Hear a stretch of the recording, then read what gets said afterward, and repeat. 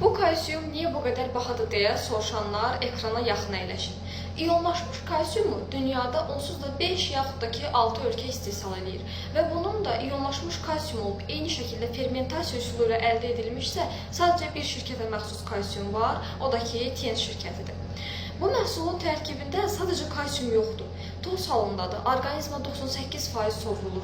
Sovrulmasını artırması da, yəni bu qabiliyyətinin olmasını da onun tərkibindəki vitamin minerallardan alır.